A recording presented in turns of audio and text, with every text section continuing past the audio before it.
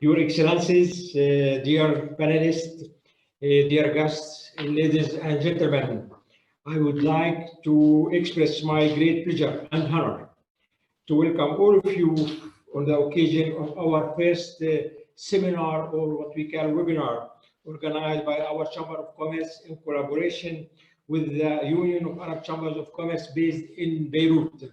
I would like to thank His Excellency Dr. Khaled HANAFI, Secretary General of the union, for his support and for his time to take this opportunity to be one of our guest speakers for this occasion. I know Dr. HANAFI, he knows our Chamber of Commerce, he knows very well Belgium and Luxembourg and the General Union and the European Union. We have a large number of contacts, and we hope that in the near future we will do more and more. And our seminar, you know, the theme of our seminar, preparing COVID aftermath. And for the first attempt, this webinar is really for us, as just mentioned, is a success because we have more than 120 participants from around 20 countries and more than 12 Arab countries participating for the first time with our seminar. I would like to thank warmly Arab embassies in Brussels and Belgian embassies in Arab countries and the Belgian attaché also in Arab countries for their continual support to our Chamber of Commerce. And I would like to thank my colleagues, Secretary General of Joint Arab Chamber of Commerce and the General Union of Arab Chambers in Beirut, and my colleagues, Arab Chambers of Commerce, and also Luxembourg Chamber of Commerce, Belgian Chamber of Commerce, and our members in Belgium and in Luxembourg. First of all, I sincerely hope that this sensitive period, you and your beloved ones are safe and in good health. It's the first time we really have this, we have been affected by this crisis. We never see that since 40 years we are working in this Chamber of Commerce. The first time we have to face this important crisis. Thanks to our expert, today we will try to make sense of what exactly is happening on the world stage from an economic and commercial point of view, with a special focus on Arab countries. A report issued by the League of Arab States, I think in collaboration with the Union of Arab Chamber of Commerce, showed that the corona pandemic caused a violent economic effect on the Arab economy, as the total loss so far amounted to $1.2 trillion US. I think Dr. Khaled HANAFI will go on detail on the effect of this crisis on the Arab economy, on economic side and social side. We are, the question is, are we heading for another crash? I think our specialist, Mr. Nabil and Mr. LALEMAN can go ahead, can go further in this question, or can we turn this crisis into a golden opportunity to transform the way of doing business? Mr. HUYGHEBAERT, I think he's in his presentation, one of the points he asked how we can turn this crisis in an opportunity. I think this is a very important question, how we can turn this crisis in an opportunity. Don't we say that the sun always shines after a storm? I think the sun will shine. I hope that sun will shine for all of us, for all of you in the upcoming days, in the near future. Indeed, the Arab world offers a huge potential, and it's a strong trading partner of the European Union. I think Mr. LALEMAN will go in this further in this question. In 2019, 8% of EU exports are going to the Arab countries. 8%. That's means it's very important part of EU export going to Arab countries. And on the other hand, 6.5% of EU imports come from Arab countries. That's showing the importance of the Arab countries for the economy of EU and the economy of Belgium in particular. Now, I will not take the floor more long time. I will leave the floor for the specialists, to whom I really thank sincerely for their willingness to share their expertise with us, with all of you. And I would like to take this opportunity to express my gratitude and my warm thanks. First, to His Excellency Dr. Khaled HANAFI, Secretary General of the Union of Arab Chambers of Commerce. You know, General Union of Arab Chamber of Commerce is based in Beirut, but I think Dr. Khaled HANAFI now he's with us from Cairo. I think, what about the weather in Cairo? I hope it's doing good, because in Belgium we are about 6 or 7 degrees centigrade only. Yesterday it was not more than 5 or 6 degrees in the morning, or the day is around 10 degrees. And then His Excellency Mr. Peter HUYGHEBAERT. Mr. HUYGHEBAERT is the General Director of the Belgian Ministry of MENA region in the Belgian Ministry of Foreign Affairs.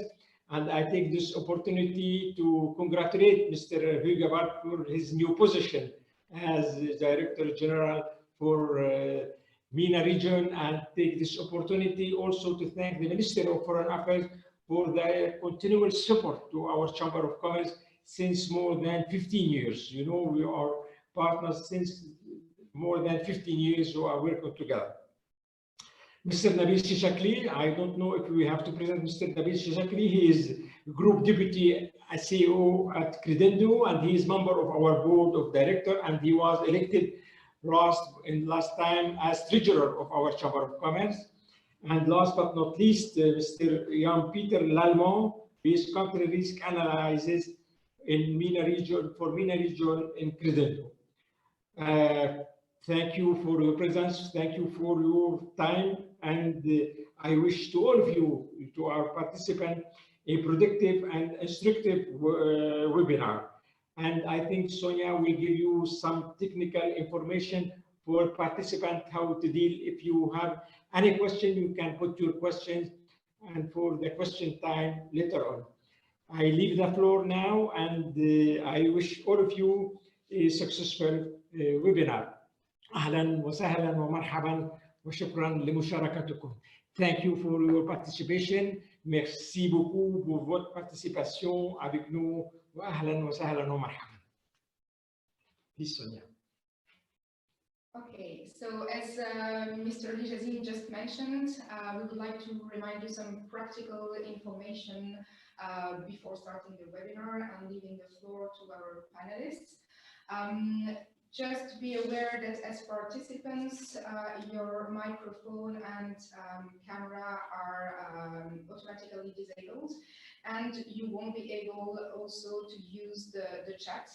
However, you have the opportunity to use the Q&A button that is situated at the bottom of your screen. So you will be able to ask your questions all along the webinar, and we will have a Q&A session at the end of our webinar in order to answer your questions. So we wish you a great webinar. Thank you, Sonia, for this technical information. And now I will give the floor to His Excellency Mr. Nabil JIJAKLI, Group Deputy CEO of Credendo. He will give us his point of view, the impact of COVID on the global economy. First time, it's for the first time, as I know, for the first time, both advanced and emerging markets economy are in recession. And Mr. JIJAKLI, the floor is yours. Please. Thank you, Mr. Secretary General. Your Excellencies, ladies and gentlemen, colleagues and friends, very honored to be there. Thank you for this kind invitation. Salam alaikum. Bonjour à tous et à toutes. We are living in a very unexpected time because for the first time for years, we are having a global great lockdown. The shock has been very hard. It has been very sudden, and it is impacting mostly all the countries in the world. So the question is now, how long is it going to take place? How long is it going to go and to be so hard? The duration and the intensity of the COVID-19 pandemic is the great uncertainty. We have prepared some slideshow. I'm going to share the screen. I hope that everything will be fine.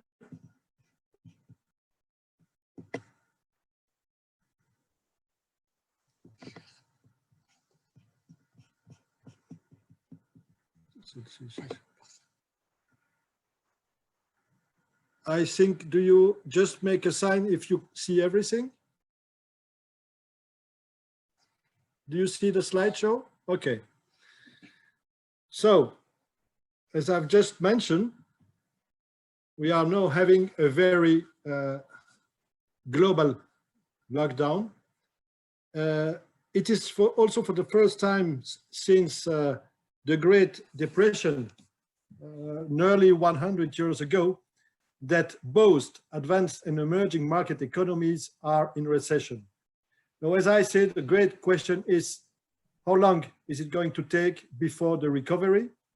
But anyway, I think that everybody has to take into account that the life, the normal life, as we knew before the COVID-19 will probably never come back. You see there a graph with the world real GDP growth. This is the forecast from the IMF. And you see that we are facing probably in 2020, or most probably, a very severe depression. Now, the question is, how long and when does the recovery come back? When is it going to take place? There are various scenarios. If you see here the graph, it is an optimist scenario from the IMF with a V recovery, meaning a very hard depression followed by a strong recovery. There are, of course, other scenarios. As you can see, we might have a U-shaped scenario, which is probably what's going to happen. So a very big decrease, and then a certain times before recovery, and then again, a relatively important increase in recovery. There are other scenarios, but let's say that anyway, recovery, and as you said, Mr. Secretary General, after the rain, the sun is always coming back. You were asking the question, are we facing a crash? Yes, indeed. It is a very strong crash, a very strong shock, having influences all over the world. And we can see in the following slide the real GDP growth forecast from the IMF. It is the World Economic Outlook that has been published in April. You can see that the most impacted countries are the advanced economy. The euro area and the European Union as such has been hardly impacted by the COVID-19. It started in China, in Asia, and then it came immediately to Europe, and now it's attacking hardly United States. You can see also that in other parts of the world, like in Latin America, it's also a very big issue there, to a less extent for the country from the Middle East and North Africa, and also for Sub-Saharan Africa. Of course, the big question is, in a pandemic situation, you have up and down, and the up and down in one countries or a region can then stop and go further in other parts of the world. This is the big issue. You can see also that the forecast regarding the recovery is quite important also. Euro area will know a rebound probably in 2021. Emerging Asia also. And for the regions that we are more concerned, the Middle East, you see that the decrease of the growth is less important, and the recovery will also come up next year with a forecast of around 4%. Now, I think what is also interesting behind the figures is to see the impact and the amplification channel, because of course you have various transmission regarding the economic impact, and this transmission might affect to a certain extent some countries, some region, some part of the world. First, and this is for sure, there will be, and there is already, a drop in the remittance and the labor incomes. And of course, the region which are the most impacted are the emerging market, because, you know, migrants are working abroad and are transferring a part of their salary to their country of origin. This is obvious. The second obvious sector is the drop in tourism.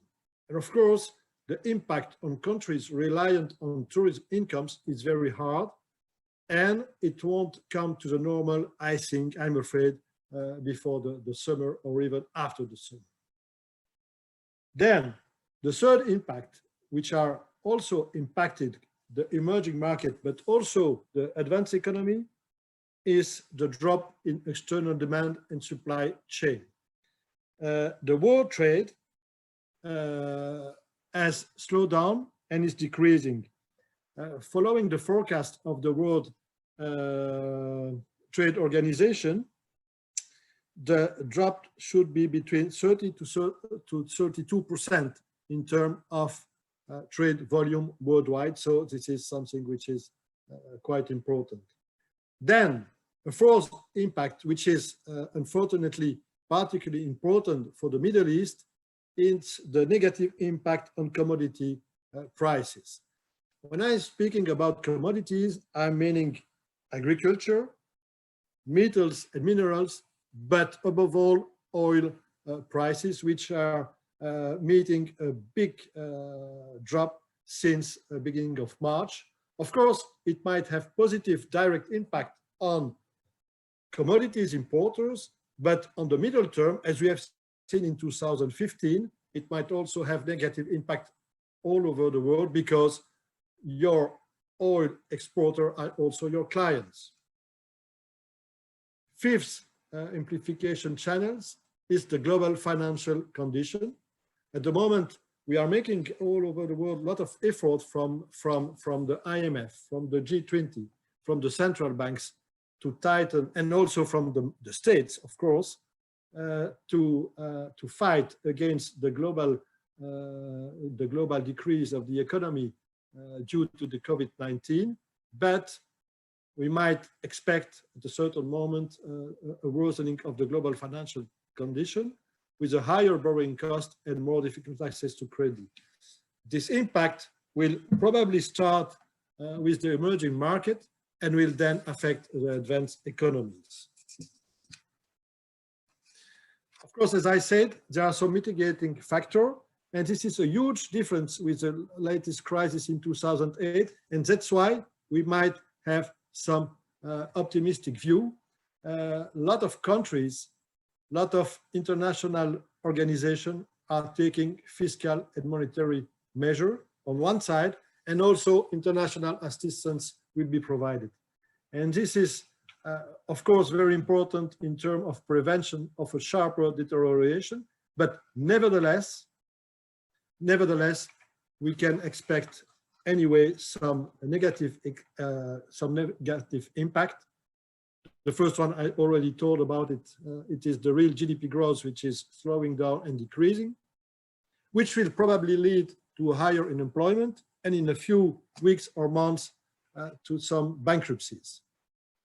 On the other side, as I said, there are very important measures taken by the states, by the international organization, but of course it will have impact on the public finance. At the moment we are opening all over the world the public investment, the public finance, the public expenditure, but of course it will give at a certain moment a risk of public debt increase, and it might lead to some crisis, but we have to take it into account. And of course, that was not least, it have influence on the balances of payments, because current account balance can deteriorate. We will have probably lower financial direct investment, but all of this is at the moment under control.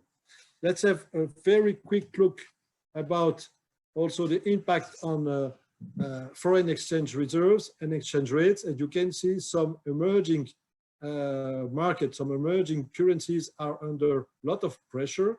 We have also in some countries the foreign investment are withdrawing. So you see here that most of the countries which are affected are countries which has already some problems regarding their balance of payment. I will show here a slide giving an impact of the various risks that I said regarding the sovereign risk, the non-financial firms, so the corporate, the household, and the banks. And you can see that regarding the advanced economy, you have a lot of green. Regarding the emerging market, the major risk is regarding the households consumption, the banks, which in some country might be affected, but it is mainly in China, while in most of the emerging country, you have a problem with the sovereign debt. You can see on the graph on the other side, on the right of the screen, there I'm relatively optimistic regarding the Middle East, the MENA countries, because the level of debt in average is relatively low. It is increasing, but not dramatically. So let me conclude in two, let's say, words: positive side and negative side. Starting with the negative side, as I said, the shock from COVID-19 is very hard, is very sudden, and is global. The duration is the big question mark at the moment.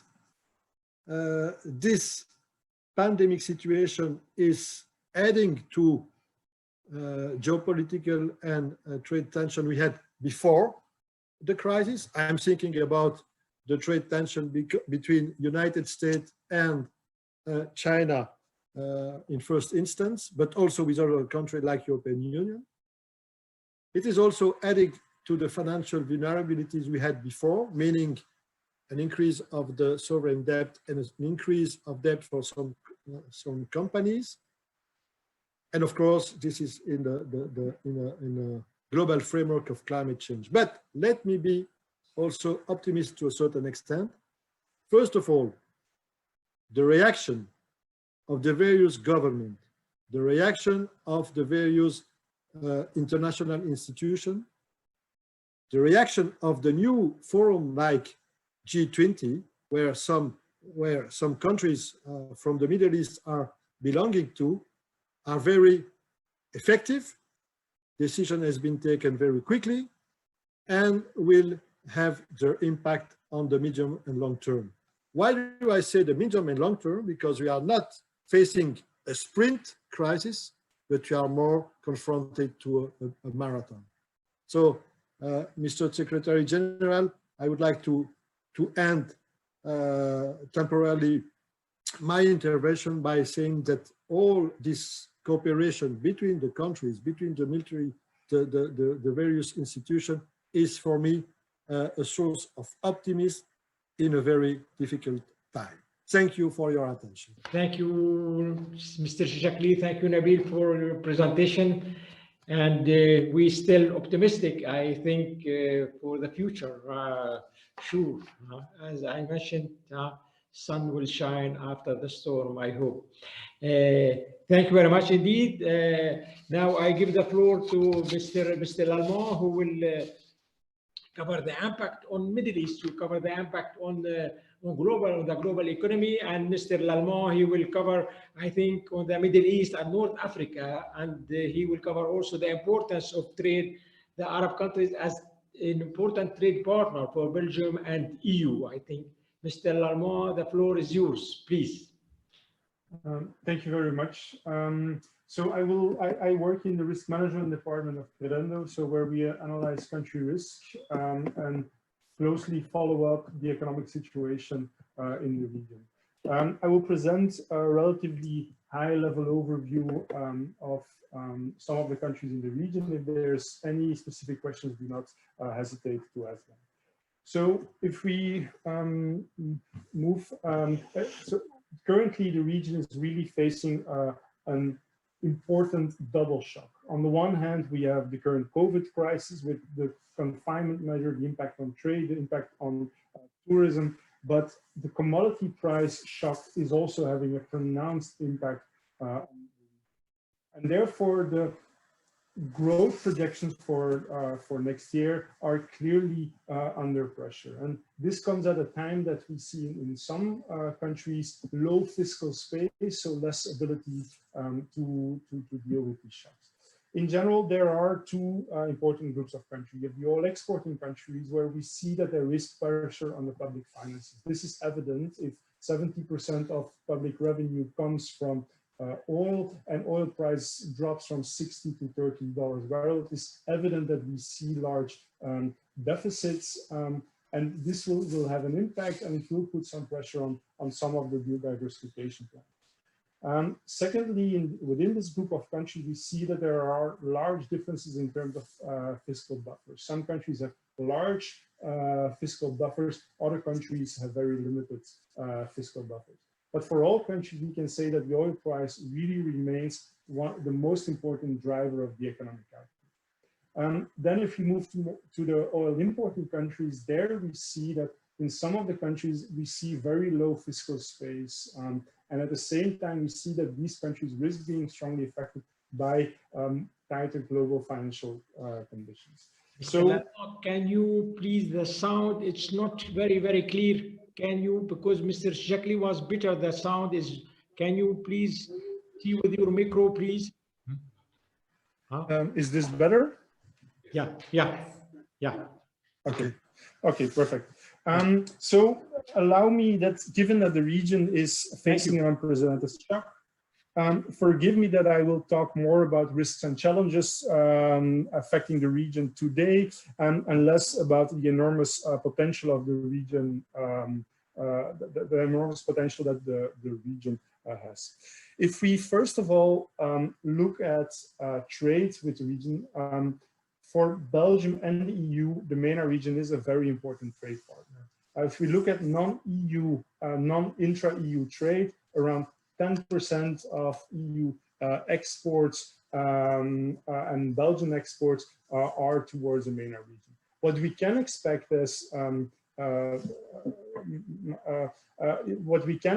a significant impact of the current crisis on global trade volumes, and we also expect trade with the MENA region to be affected. If we then move to the first group of countries, the oil exporting countries, so these, here you see the growth rates for different countries. What we see is that the IMF is currently projecting a sharp contraction in growth in 2020, combined with a sharp rebound as of 2021. But here we have to say that there is significant uncertainty associated with this. While there is while there is certainty that we will see a sharp contraction, the pace of the recovery remains a much larger source of uncertainty. And this comes on top of already a lower growth that we have seen in some of these countries compared to a long-term average. If you look at growth over the last 2-3 years in a number of oil exporting countries, we have seen that this was already lower than the long-term average. So to focus shortly on two countries, Saudi Arabia and United Arab Emirates. For Saudi Arabia, given the dependence on oil revenue, it is evident that there is a pronounced impact. Initially, the IMF was estimating a significant public deficit. Currently, already a number of consolidation measures have been announced, and we expect these to be able to reduce the impact on the public finances. But given the importance of the public sector for the economy, the impact on the wider economy can be large. What we do not expect is to see public sector payment delays as we saw, for example, in 2015. But what can be expected is that some public investment projects could be more spread out over time, something that makes sense given the lower public revenue. If we look then at the United Arab Emirates, it is an economy with a more diversified economy, which is definitely a strength. However, some of the sectors in which the country has diversified are significantly impacted by the current crisis. This is most pronounced for example, the hospitality sector in Dubai, but we can also see this in some other sectors. If we then move to the oil importing countries, we see here that, of course, for Lebanon, the current crisis, the current COVID crisis comes on top of an already a sovereign debt crisis, a banking crisis. So it is really an additional shock for the country, and for 2020, a sharp contraction of the economy is expected. For Jordan, Morocco, and Tunisia, the IMF also expects a contraction combined with a sharp rebound in 2021. But again, there is significant uncertainty over the size of this rebound. For IMF, for Egypt, the IMF forecast currently remains relatively positive, and the economy is not yet expected to contract. But in general, when we look at the oil importing countries, we see that these are countries where a number of these countries are facing public finances under pressure. We saw that business cycles growth in the last few years was, as is the case for some oil exporting countries, was lower than the long-term average, and we saw increases in external debt levels in some countries. So it leaves the countries with less fiscal space to deal with these shocks. So we're expecting larger deficits, but this will have to be compensated with additional fiscal consolidation probably in 2021 and beyond. So there are significant challenges. Fiscal consolidation will not be easy to implement, and the slowing business cycle is likely to increase unemployment, as is the case in all regions in the world. So just to highlight the public finances in a number of countries, so on the left, we see the fiscal deficit as a percentage of GDP, and on the right, we see the public debt level as a share of GDP. And while we saw that, for example, Egypt and Tunisia have taken significant measures in order to reduce the deficit, in 2020, we are expecting larger deficits in these countries, which will push up further debt levels. So now about the way forward. It is beyond doubt that it is a region with enormous potential. But for 2020, we are really expecting a focus on dealing with the current health crisis. It will be about mitigating the impact on the economy in a sustainable way. And with sustainable way, we mean that there are countries with very large fiscal space where large stimulus measures can be implemented. Countries with less fiscal space, they have to work through reallocation of spending. We can also expect, as we are already seeing, a number of countries have received support measures, for example, through rapid credit facilities from the IMF. After this crisis, as of 2021, we expect the reform drive that was really on track in most of the countries to be again into focus. So for the oil exporters, as of 2014, we've seen that diversification was much higher on the agenda. We are expecting that this will be less of a focus this year, but as of 2021, we expect this to be again high on the agenda. But for countries with lower fiscal space, in 2021, it will be again about consolidating the public finances. So permit me to conclude with a summary of some of the risks of the region. We see that we see some risk materializing, lower oil prices, but lower commodity, also other commodity prices such as potash, for example. We see a significant impact of the confinement measures. There is the tighter global financial conditions, a lower fiscal space, and lower remittances. So these are clear challenges for the region, and but we are seeing a strong effort to mitigate the impact of these events. Thank you very much.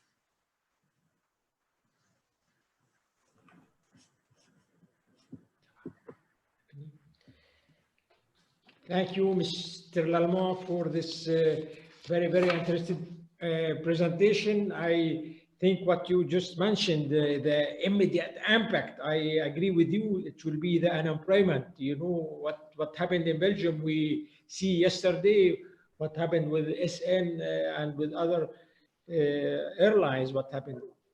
The positive thing, what you just mentioned, the region has a large potential. That's mean what we hope that this potential will be really the way of collaboration between Europe and Arab countries. But what we are looking for, what the potential, I think Dr. HANAFI will come on the potential on this region, what we can offer with our collaboration with EU and Arab countries. Thank you again for your presentation, for time. And now we will shift from technical engineers and to the politician part of our presentation. I give the floor to His Excellency Mr. HUYGHEBAERT. Mr. HUYGHEBAERT, he is the General Director of Middle East and North Africa region in the Ministry of Belgium Ministry of Foreign Affairs. Mr. HUYGHEBAERT, I think he will go through the impact of COVID on Belgium and MENA region and the ministry action and what will conclude by looking beyond how to turn these challenges into opportunities. Thank you, Mr. HUYGHEBAERT, and the floor is yours. Please. Thank you, Mr. Hijazin, for giving me the floor, and happy to be with you for my first appearance, be it in a virtual mode. As you had told earlier, I joined as director of the MENA department since the 1st of April. So yeah, this is a premiere for me. I will structure my intervention along 4 strands. First of all, I will speak a little bit about the impact of COVID-19 on Belgium, but especially its international dimension, which is important, of course, because it involves Belgian foreign affairs. Secondly, I will give a short assessment of the impact of COVID-19 on the MENA region. If there is a bit of overlap, I might go through it more rapidly. Then I will have a quick look at our international action, both from Belgian side as from the European side, and then conclude with a look beyond how we can turn these tremendous challenges into opportunities. So starting with the impact of COVID-19 on Belgium, as far as the sanitary situation is concerned, as you all know, Belgium was quite severely affected. It's not a surprise due to Belgium's position as a crossroads of international institutions, as a densely populated country with a very open economy. But I think swift and right decisions were made by our National Security Council to the instauration of confinement measures since mid-March. We were managed to flatten the infection curve and avoided exceeding the country's hospital capacity. Even at the peak, which was somewhere early April, our health services, which, as you know, are of excellent quality, were never overwhelmed. Belgium, by the way, has one of the highest number of ICU beds in the European Union. So we see now that hospital admissions and death figures are coming down. And now the time has come for a well-thought, gradual exit strategy. And that is what is currently happening, with a constant monitoring, of course, and the possibility of a return to stricter measures if the curve goes up again.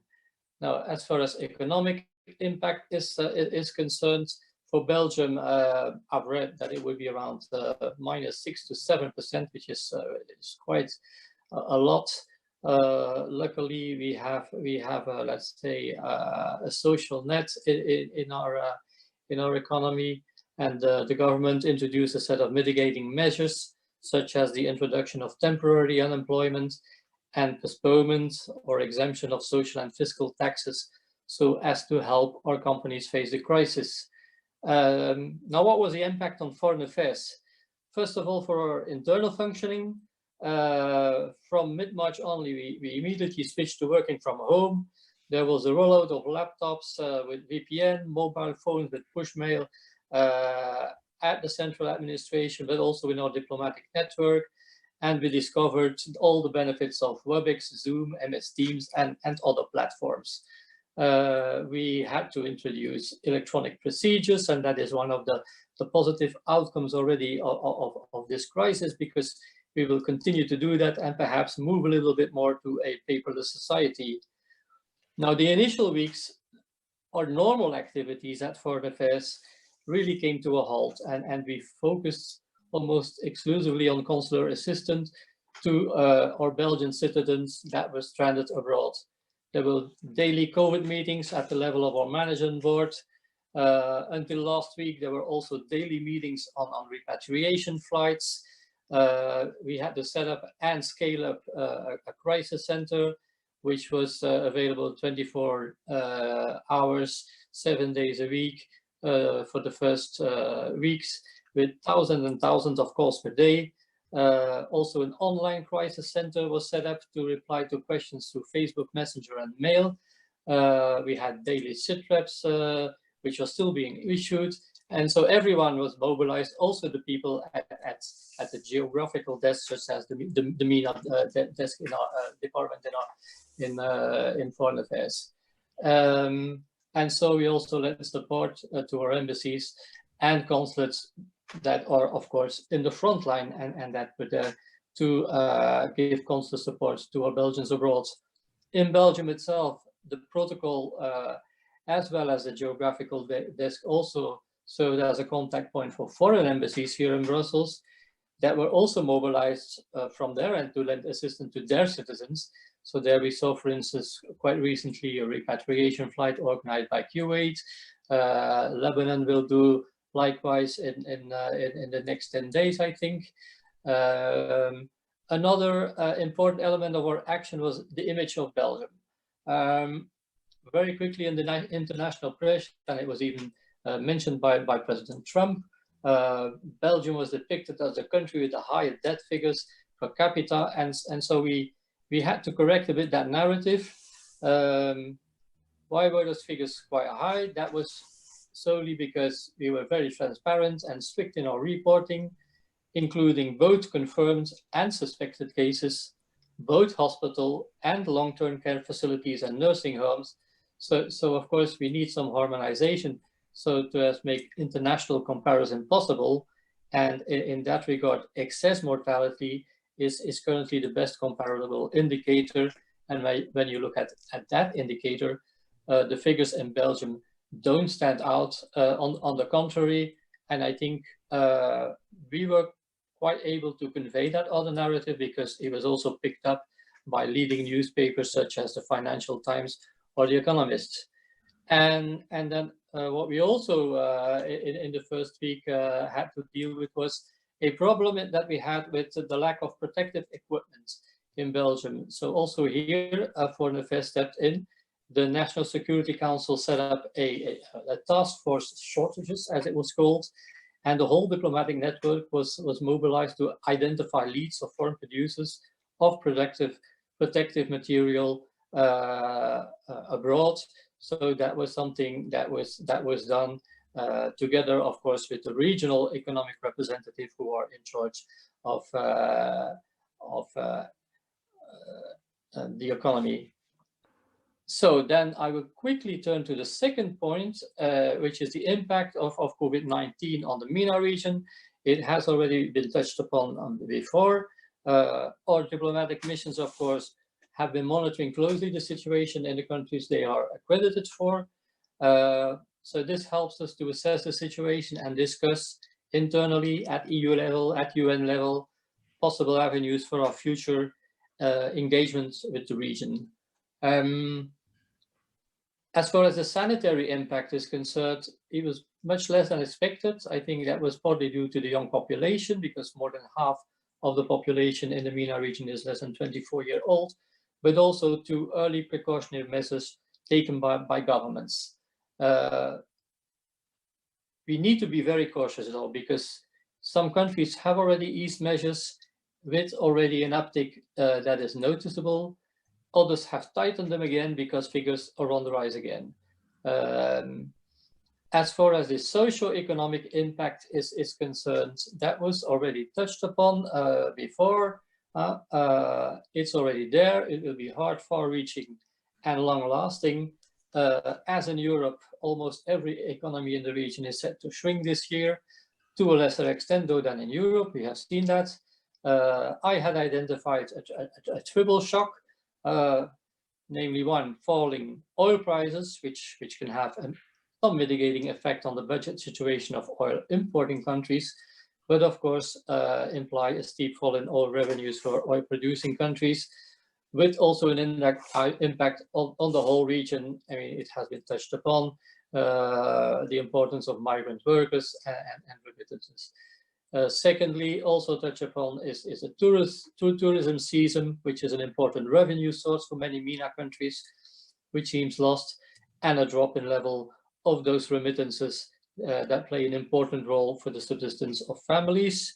Then the political impact, I have put a question mark because it depends upon the specific situation in each country. But it is clear that a serious socio-economic crisis can heighten risks of social unrest, which were sometimes already there before the outbreak of the crisis, and that could challenge political stability in some countries. And then finally, as Belgium, as EU, we are also monitoring closely and are worried to see that the crisis might be a pretext to restrict individual liberties, have a negative impact on human rights, and rights of particularly vulnerable groups such as migrants and refugees, and therefore we will also adapt our action. And that brings me to my third point, which is our international action. First, at Belgium level, as I have already told in the beginning, we were very much mobilized to organize repatriation flights from the moment that the airspaces were closed everywhere. And now, since the beginning of the crisis, more than 8,000 Belgians were repatriated, dozens of return flights were organized, or commercial flights facilitated, many from the Maghreb countries. For Morocco alone, for instance, we organized 14 return flights. Let's say in the first wave, 7 flights, and now a second wave is going on, is still ongoing. We have another 7 flights. The 6th one is taking place today, if I'm not mistaken, and the last one on Friday. You can imagine that is a very challenging operation for our embassy team in Rabat and consulate in Casablanca. From the MENA countries, we have evacuated more than 3,000 Belgian citizens. Past week, as I told, an additional 2,000 from Morocco for humanitarian reasons. We also offer places to other EU and sometimes non-EU nationals, around 50% of our seats, while Belgian nationals could also make use of repatriation flights organized by other EU member states. So we could see European solidarity and cooperation at work. And I should add as well that we have been given the opportunity by some Arab countries that organize repatriation flights to put some Belgians on the way to Brussels. So I thank them also for that. A second point of international action is in the field of R&D cooperation for vaccines and medicines. And I think it's important to mention that Belgium is a very important player in the healthcare and life science sector. So it's only normal that we invest in a development of vaccine in a multilateral framework instead of turning to what I would call corona nationalism. Indeed, Belgium has its role to play as an important pharma hub in all stages, research and development, clinical trials, and production. The major big players in the vaccine world are present in Belgium, with GSK, the world's biggest vaccine maker, which has a major R&D center in the Ixençar and also the world's biggest vaccine production unit in Wavre.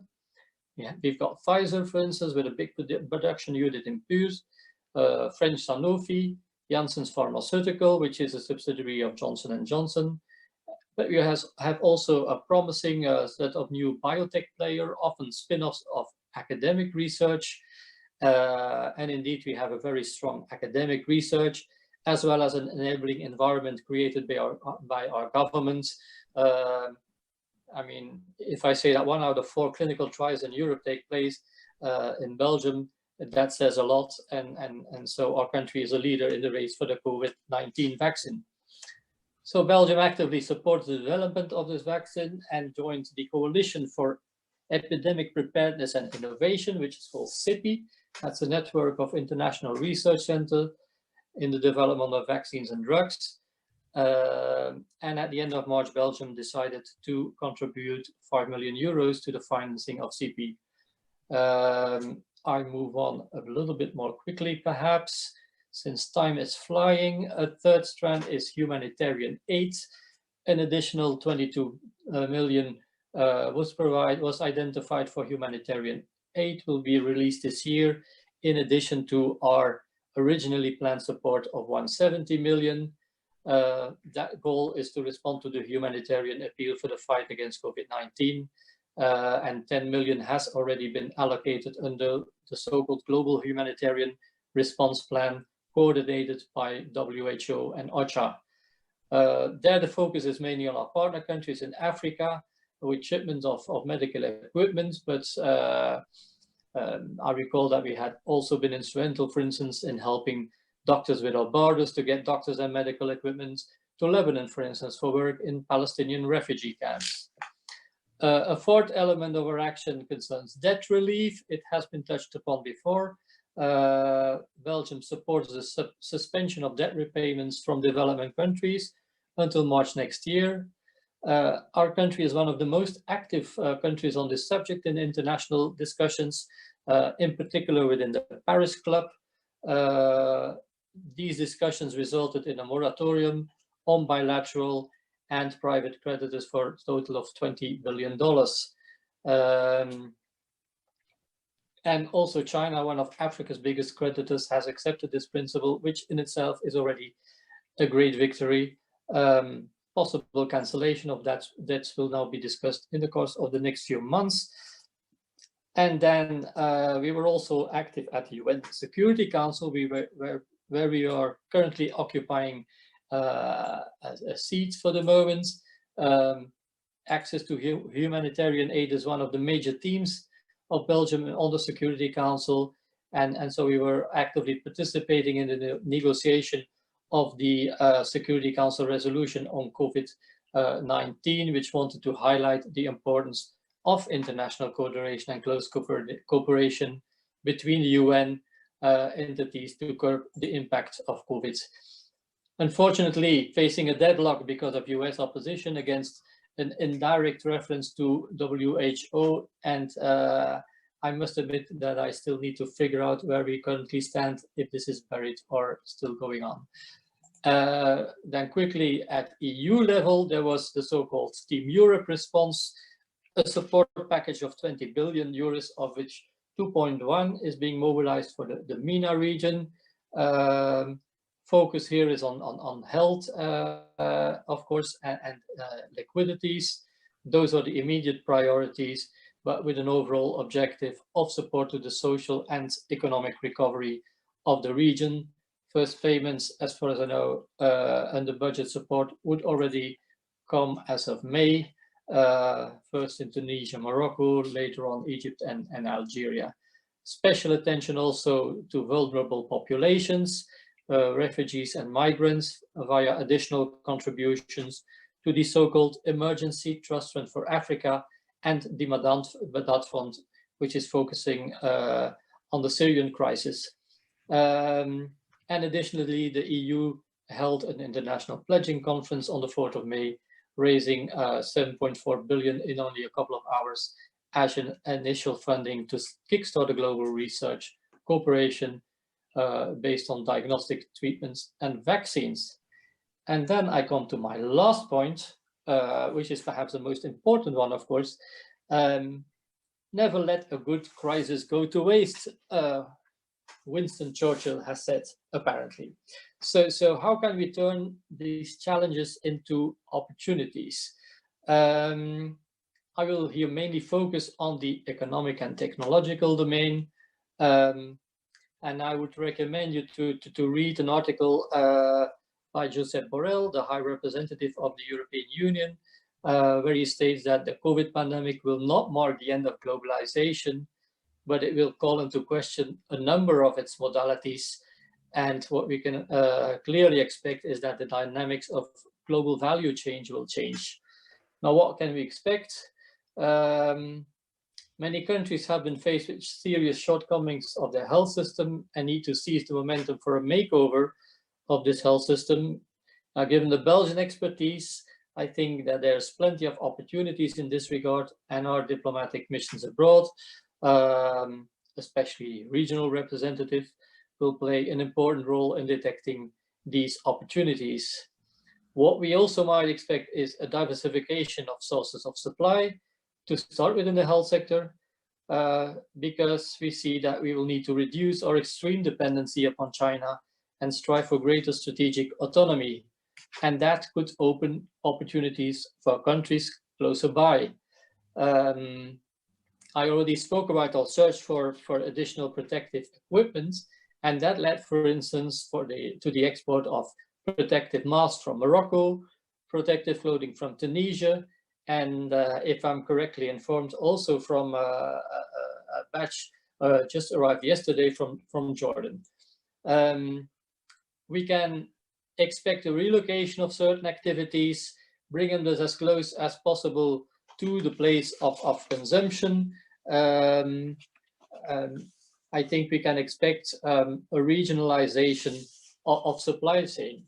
While this might raise the cost of production, it will also have a positive effect on climate change, and it might be, let's say, possible for global companies to adapt their product more to the local markets being close by. So it seems indeed sensible to have more activities in, for instance, the southern Mediterranean rather than Asia from now on. Moreover, I would say it is also in Europe's own interest that countries in its immediate vicinity develop well. So I would say that the wish for a shorter supply chain, the geographical proximity, and the large pool of labor force and skill opens up additional potential for the southern Mediterranean region as component manufacturer for Europe's industry and services sector. Another rise that we will see is that one of alternative technological processes such as 3D printing and robotics. And here as well, I think Belgium has some undeniable expertise that it could share with the region. The COVID pandemic has made clear the need for further economic diversification. That is true for all countries, but especially the oil-producing countries, which are over-dependent on fossil fuels. My predecessor spoke about it as well. I think Europe can support this diversification while exploring investments and cooperation in renewable resources.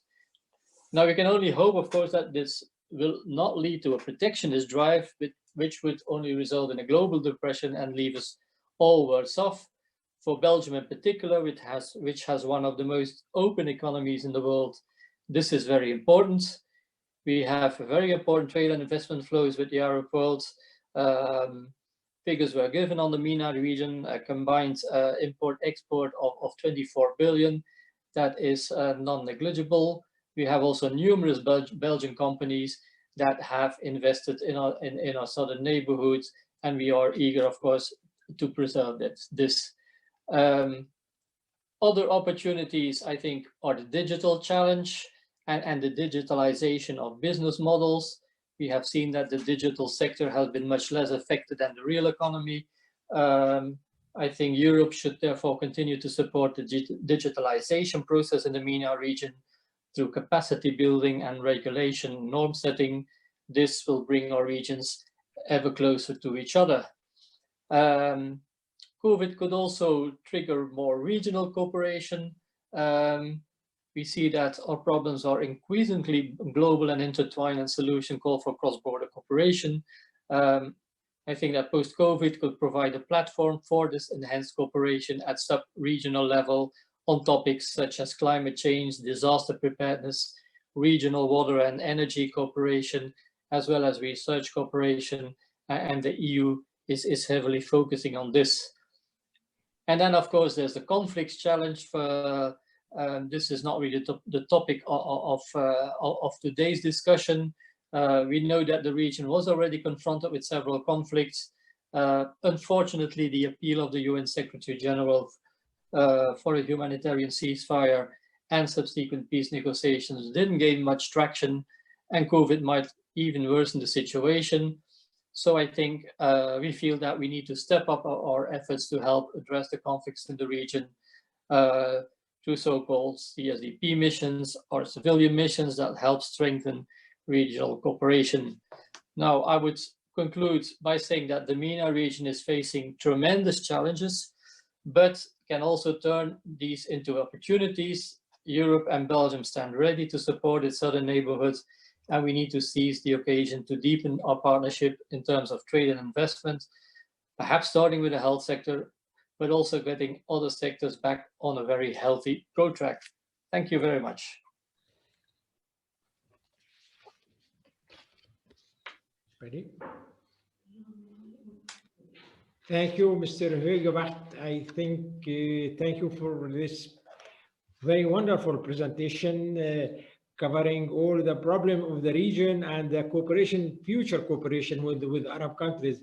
I would like to come back to one of points you just mentioned, the International Pledging Conference that take place last week in Brussels for the global research cooperation.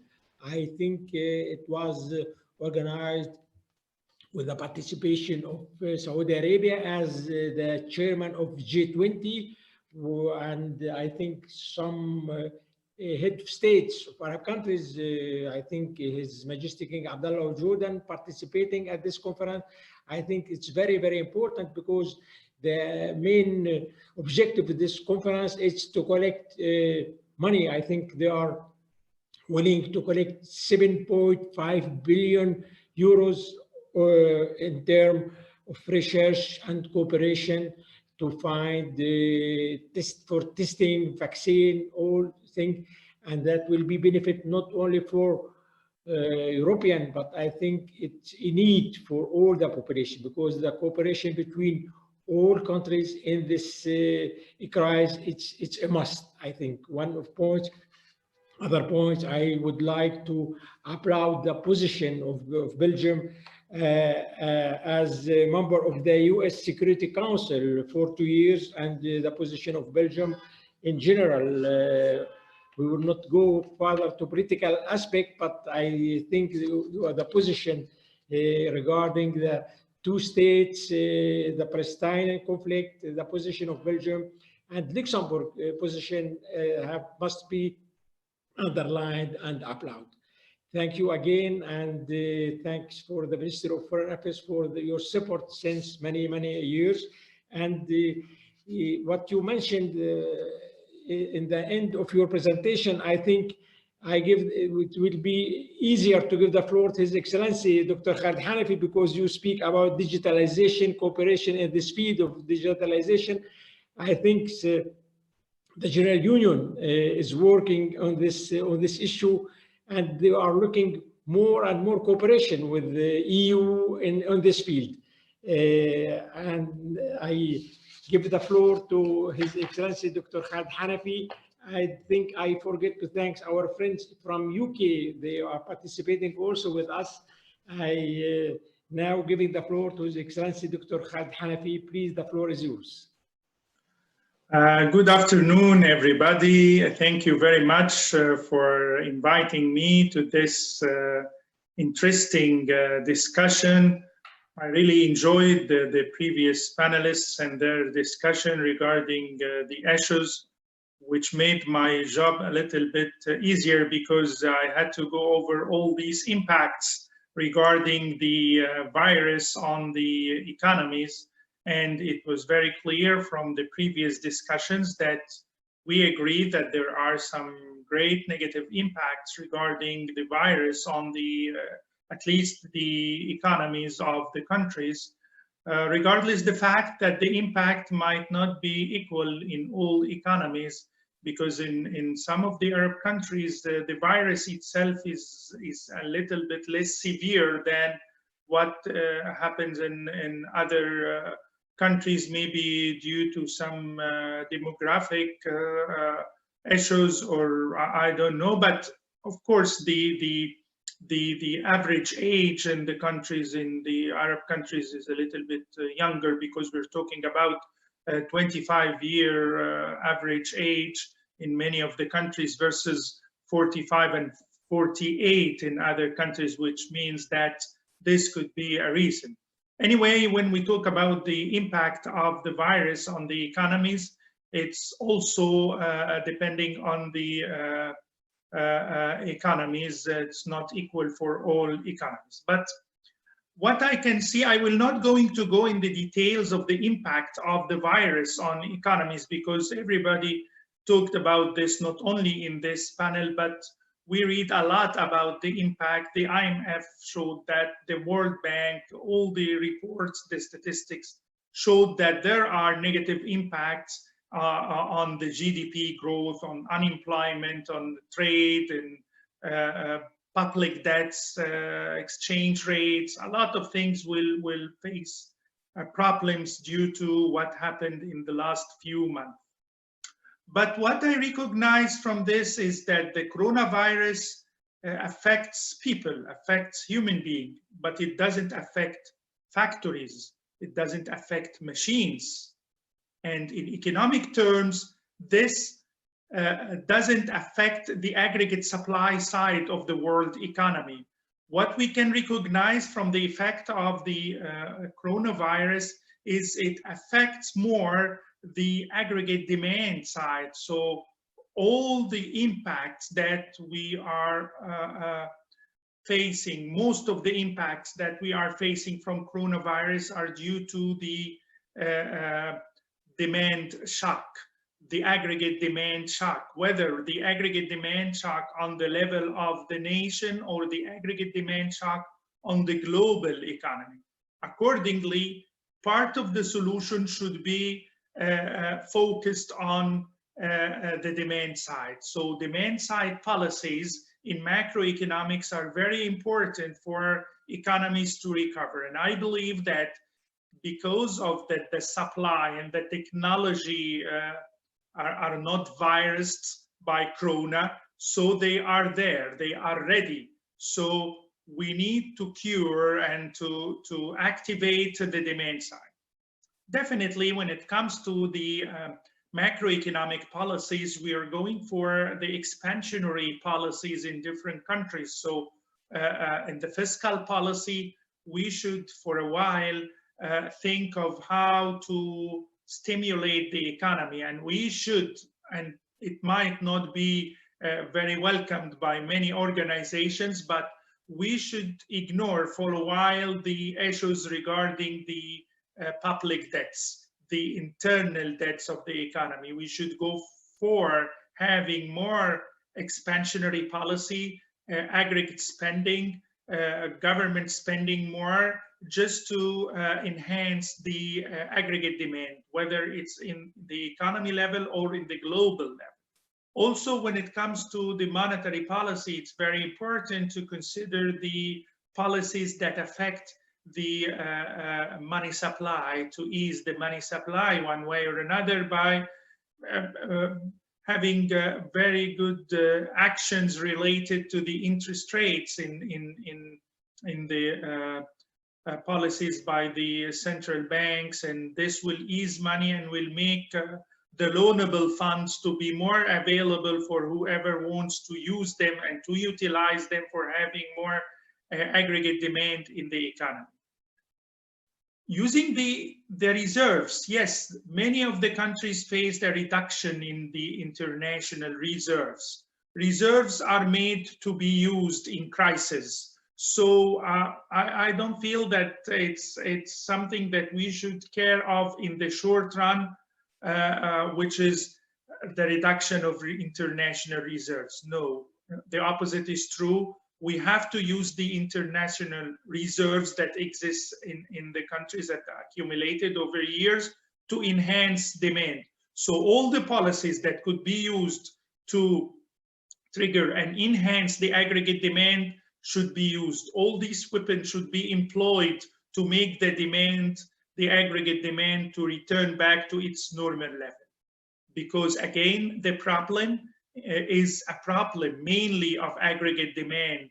The slowdown of the aggregate demand made a slowdown in the GDP growth, made a slowdown in the output production. So everything here is related to demand. So we should work on this on one hand.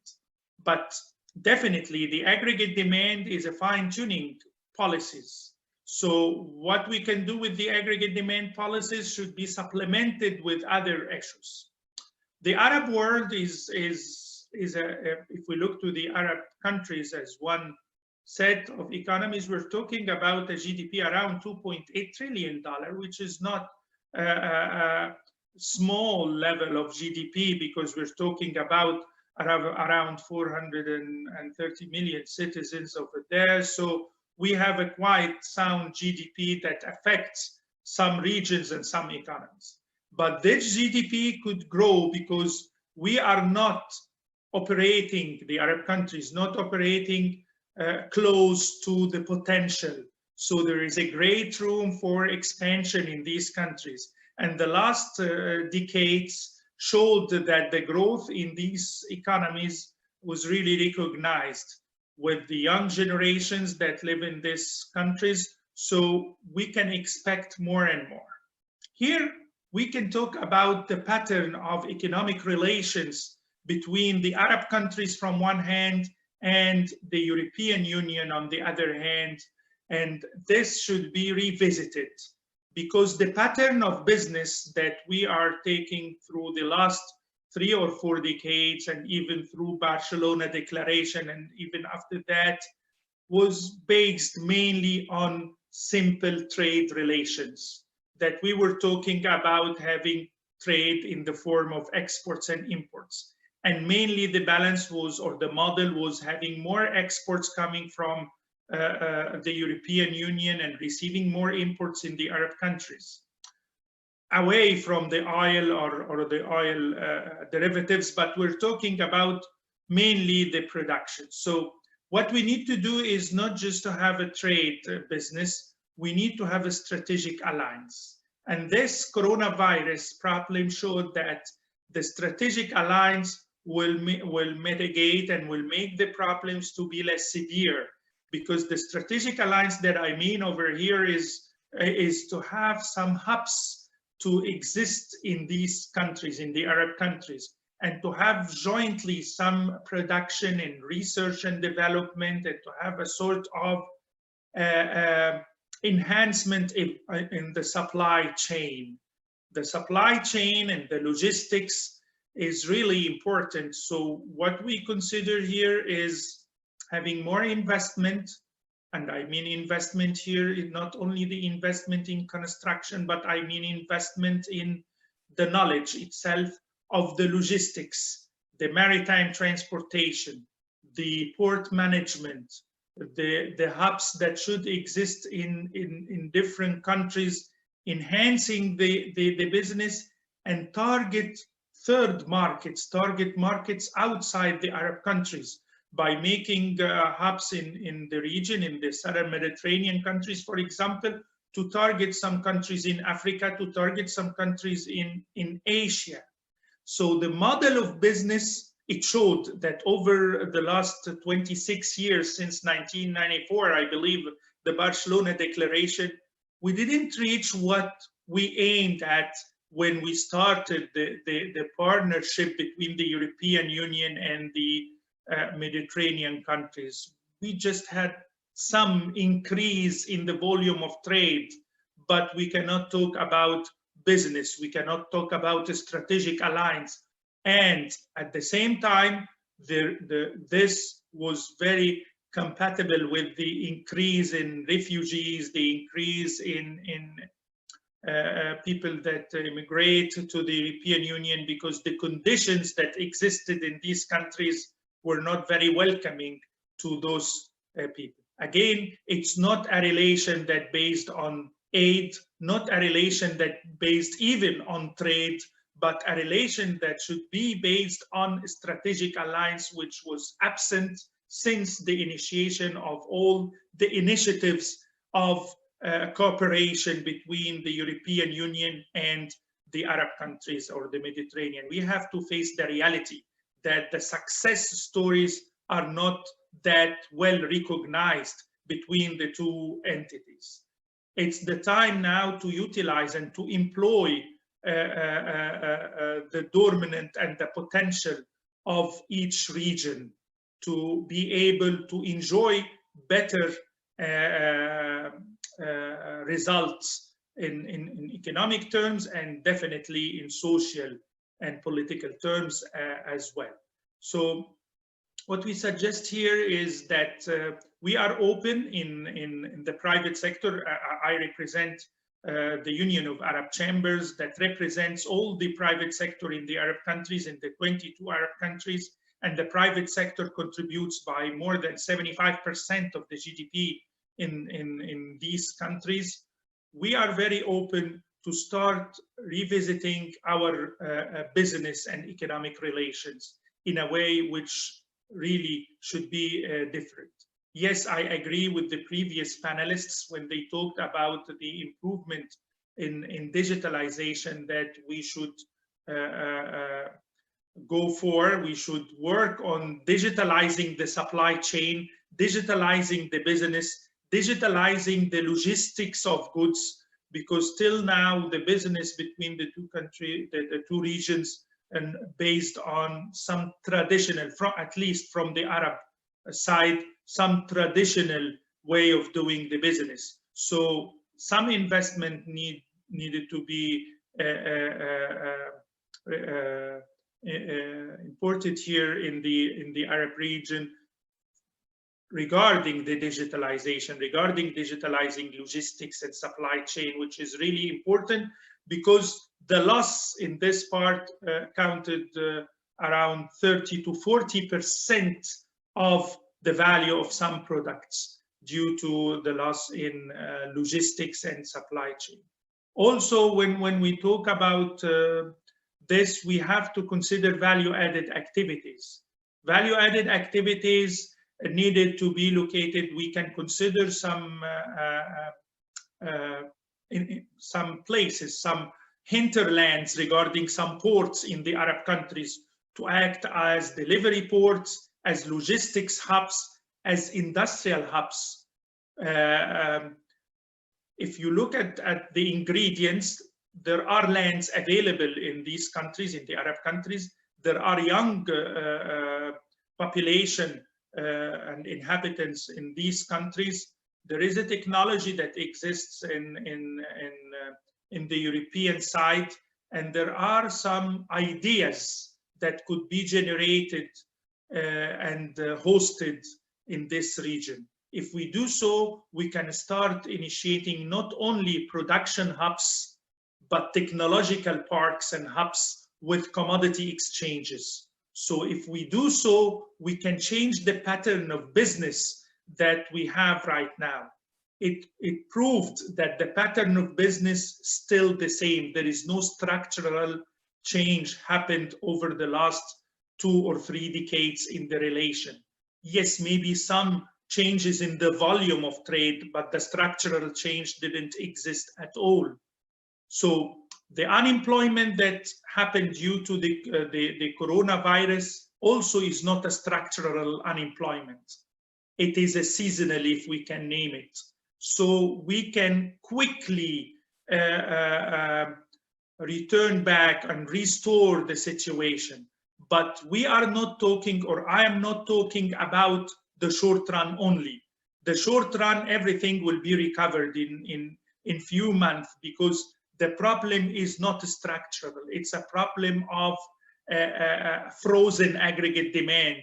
So if this aggregate demand return back to its normal level, everything will be restored as long as things are not structured.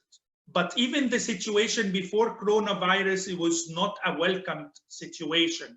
And the coronavirus revealed this, showed that it is a shell situation. By having hubs, by having technological hubs, by having digital hubs, by utilizing some of the resources that exist in the Arab countries, especially the human resources, with some technology and targeting other places around the globe. Number one, we are going to reach other markets outside the Arab countries, so this will enlarge the market. Number two, the Arab market by itself will be enlarged, because the size of the market is not just the size of population, it's the size of population and the per capita GDP. So by having enlargement in the per capita GDP in these countries, by having these hubs, we will be able to have larger market in the Arab countries and other markets worth of 2 billion citizens in the African countries and some other Asian countries that engaged with the Arab countries with trade agreements.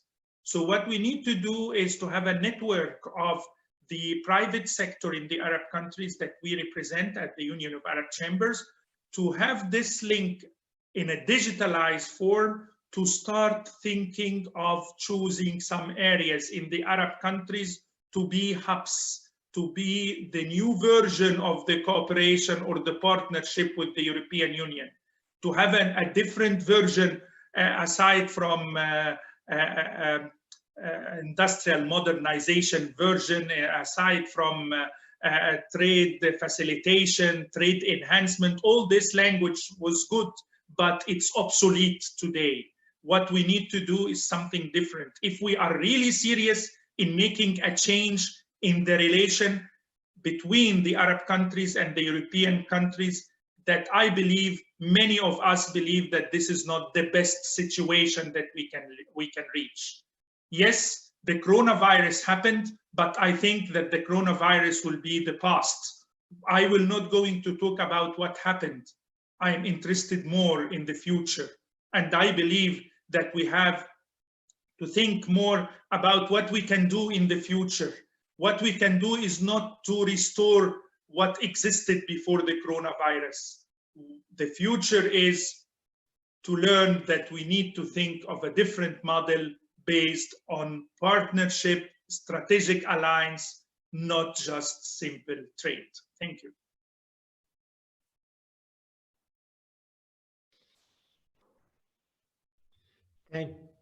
Thank you.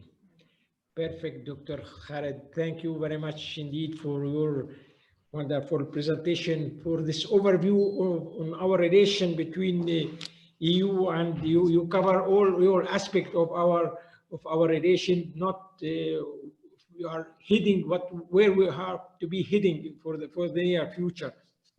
I would like to underline two things, if you allow me. That I have read last week only the new strategy of the EU, the European Commission, the new strategy of the European Commission. They have organized this.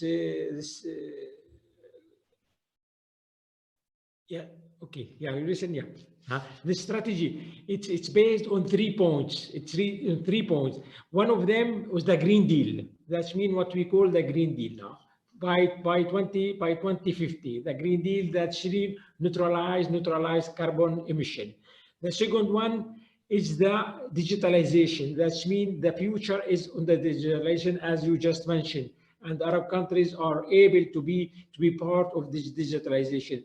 And the third question was, the third point was very, very important, is the EU have to see his new policies about his strategy with their partner. That means they have to look for their new partner. The old strategy, they have to put it back down, and they have to look forward for a new strategy with a new partner.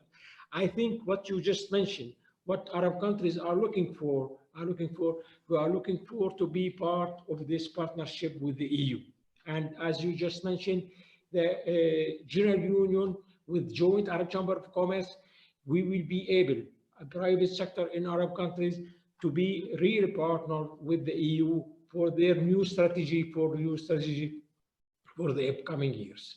Thank you again, Dr. Khaled Hanafi. I would like, before ending, because we have some questions, if you allow, I think Sonia will put the question. We have 3 questions. One is coming from Beirut, from Madame Huda Kashtan, the first question. The second one is coming from Mr. Munib Kilani, Belgian attaché, economic attaché at the Embassy of Belgium in UK. And the third one is coming from Shukri Salfiti, my friend coming from Jordan. He's the chairman of the Belgian-Jordanian Business and Friendship Association. The 3 questions, I think Sonia will put the question, please. So we have a first question addressed to Mr. JIJAKLI. Do you think that the trend after COVID-19 will be, or should be, to develop local or regional industries in order to avoid supply chain disruption in the future? Okay, there is a big debate at the moment regarding the repatriation of some production. And I think that the crisis shows one thing. It shows the contrary, that we need to have trade relation, but this trade relation should be more diversified. If I have to make a long story short, we are too much in Europe and probably in other parts of the world, depending on 1 or 2 countries, China not to mention it. So I think that we, in the contrary, need to diversify our supply sources, first of all. Secondly, some strategic product should be produced more locally for various reasons. Mr. HUYGHEBAERT mentioned the climate change, but it's also for employment, and it's also needed from what we are supposed to be very important strategic product. Third element of answer, we are not able to produce everything just because we are missing some, we don't have in Europe cotton, for instance, energy supply. So you always need also to have some provider of product. And thirdly, it's also a question of cost. If you are first not able to produce everything, and secondly, it will be a problem of cost. So to answer shortly, we need to have more concern regarding some strategic supplies that should be produced in Europe or in Belgium. But on the other side, we need to diversify our supply, source of supply, and not depend on one country. And this is an important thing also for our partnership with Arabian countries in order to have clear, diversified channel of supply. Thank you. Second question is then directed to Mr. LALEMAN.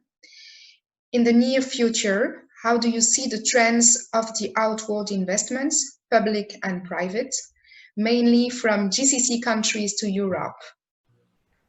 Thank you very much for the question. Honestly, on the outward investment flows, I think we should make, if we're talking about GCC countries, we should make a difference between public and private flows. For the public flows, a significant share of outward investments are, for example, managed by sovereign wealth funds, which are separate entities with their own investment strategies. And I don't expect that we will see too much of an impact there. There might be even more investments coming at this moment in time, as they as these funds want to as there are good occasions for investments within Europe. On the private side, there it will depend more on investor appetite. And what we see in moments of crisis is that there can be significantly lower investment appetite, and this can lead to a temporary slowdown.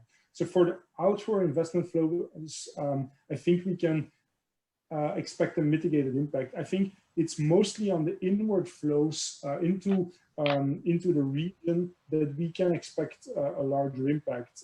But here as well, I expect the impact on the GCC countries to be smaller, but there can be a larger impact on some, for example, some oil importing countries that have relied more extensively on capital markets and portfolio investments in recent years. There we might see hesitance investor confidence in the coming year, at least. And we have a third question for Mr. HUYGHEBAERT. Would there be any consideration from the Belgian government to support long-time importers from Belgium, as for example, Jordan? From the Belgian government, I would do so. What I can say is that, and I mentioned it in my intervention, is that at EU level, the support puts a strong focus on socio-economic recovery. And during discussions within the EU, Belgium particularly puts emphasis on strengthening the local economic tissue and support to SMEs. And I suppose that, and I hope that in some way that might address a little bit your question. Thank you for your answer. The fourth question is addressed to Mr. HANAFI. With regards to your appeal to establish business cooperation projects between the EU and Arab countries, are some Arab countries offering secured and long-lasting frameworks to EU investors, infrastructure, regulations, technical facilities, communication, telecom, and so on, and mainly special incentives to EU investors?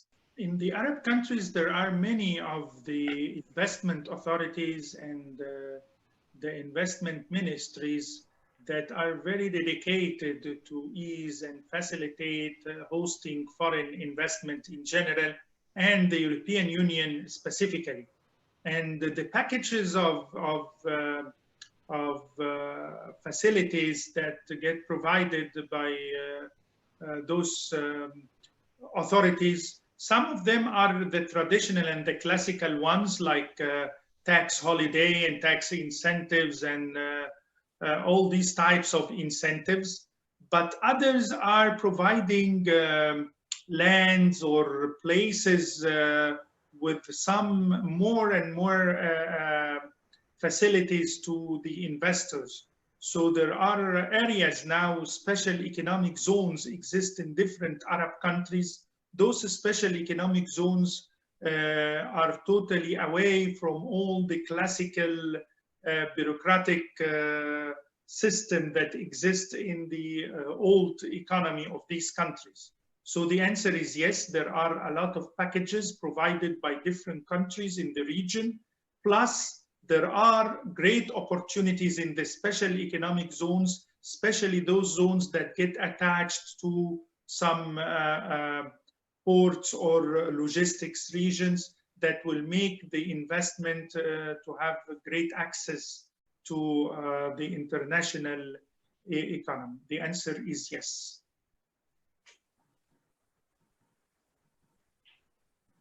Thank you for your answer. We have another question.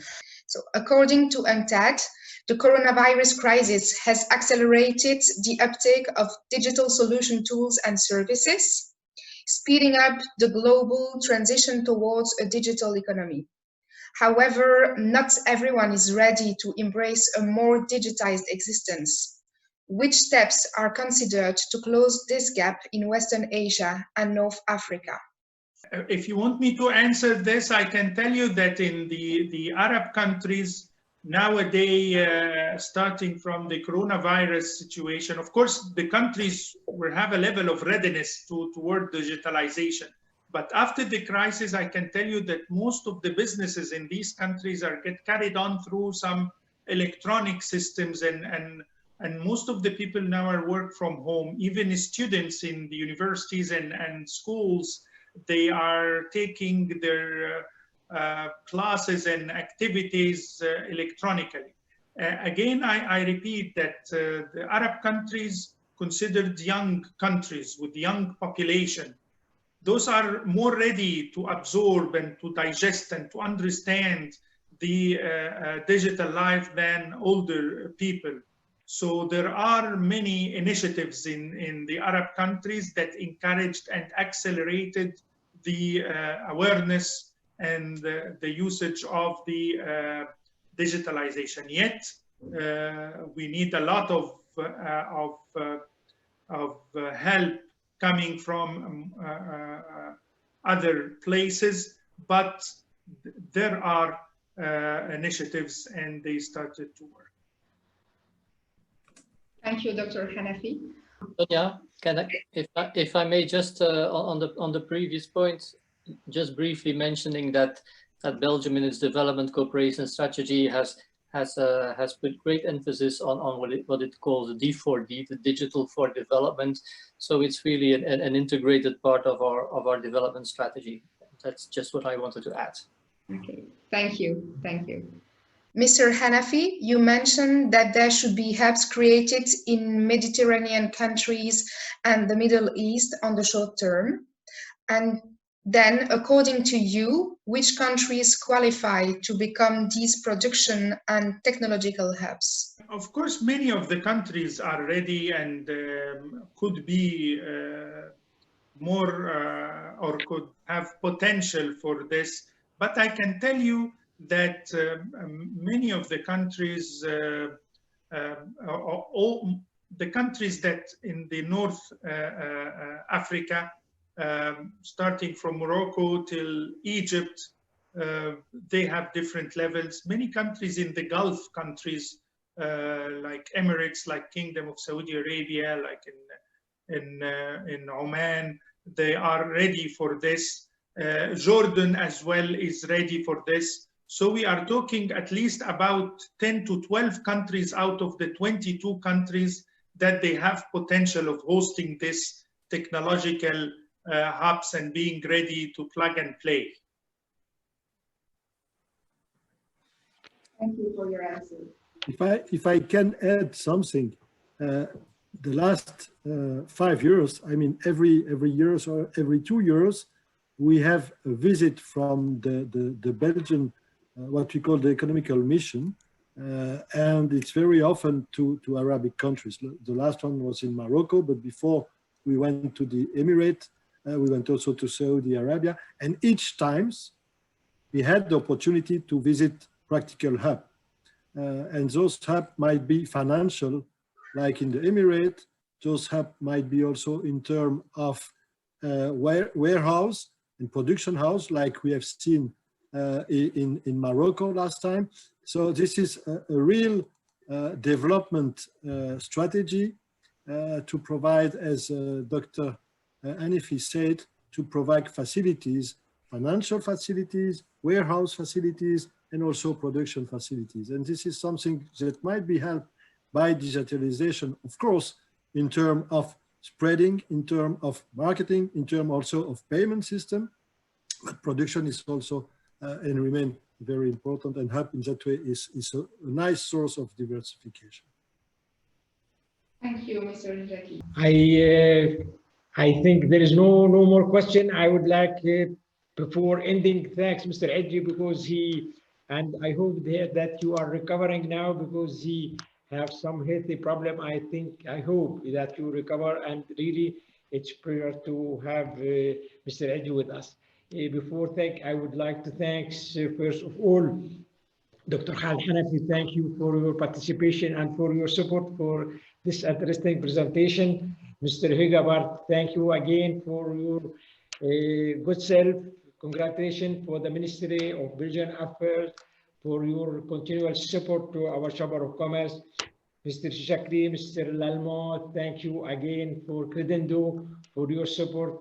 I would like to thank also all our sponsors. You can see the panel there beside me, our sponsors. Thanks to all our participants. So thank all of you, Arab ambassadors, also ambassadors Belgium and Arab countries, Belgian attaché, all of you, and our friends in Luxembourg, all Arab countries. I will not cover all these countries. My colleagues joined Arab Chambers of Commerce, and I promise Mr. HANAFI that next panel, next webinar, we will invite people from EU, because this time we invite them, but I think they are now they are not working yet. They are not back to the office. I will be pleased to invite you for our next speech with our partner on EU to put the framework on our future cooperation, because we are speaking, it's good,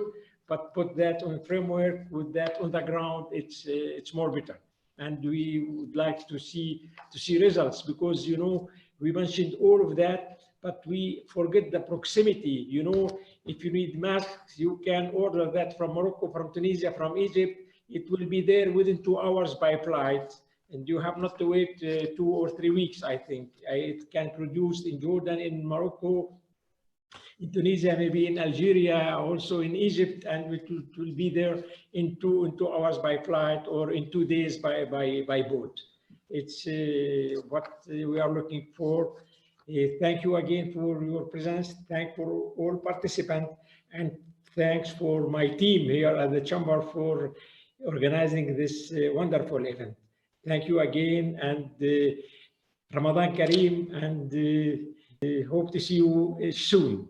Really, thank you again. مع السلامة وشكرا جزيلا وإلى اللقاء. Merci beaucoup à tous. Merci à tous. Merci beaucoup. شكرا جزيلا. Merci. Dank u wel. Thank you. Merci. Shukran. Thank you. Merci. Bye.